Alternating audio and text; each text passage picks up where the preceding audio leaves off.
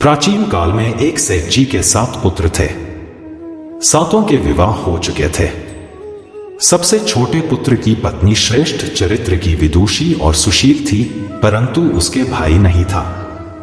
एक दिन बड़ी बहू ने घर लीपने को पीली मिट्टी लाने के लिए सभी बहुओं को साथ चलने को कहा, तो सभी धलिया और खुरपी लेकर मिट्टी खोदने लगी। तभी वहां एक सर्प निकला, जिसे बड़ी बहू खुरपी से मारने लगी। यह देखकर छोटी बहू ने उसे रोकते हुए कहा, मत मारो इसे, यह बेचारा निरपराध है।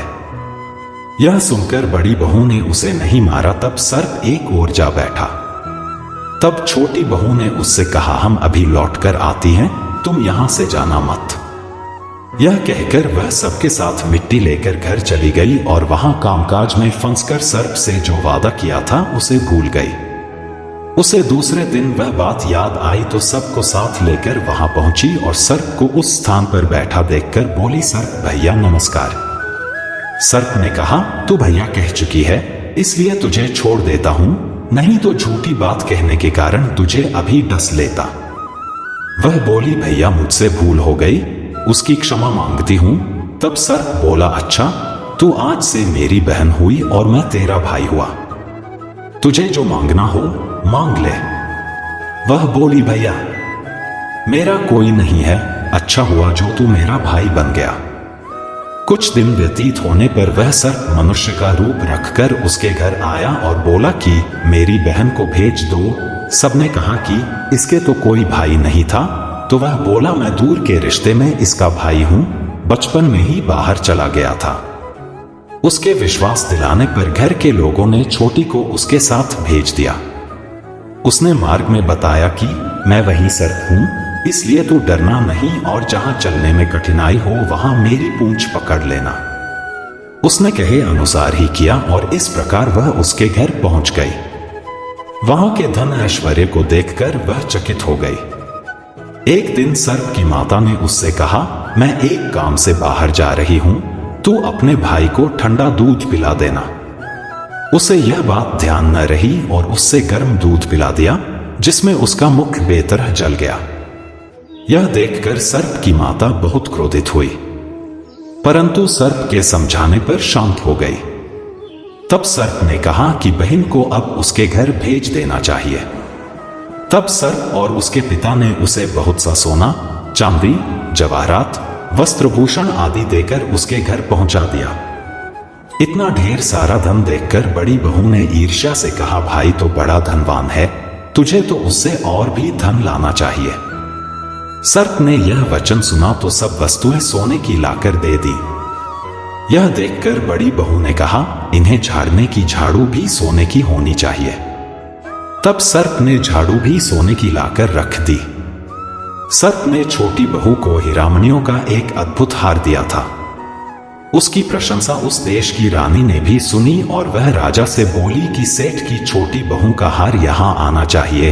राजा ने मंत्री को हुक्म दिया कि उससे वह हार लेकर शीघ्र उपस्थित हो। मंत्री ने सेठ जी से जाकर कहा कि महारानी जी छोटी बहू का हार पहनेंगी, वह उससे लेकर मुझे दे दो।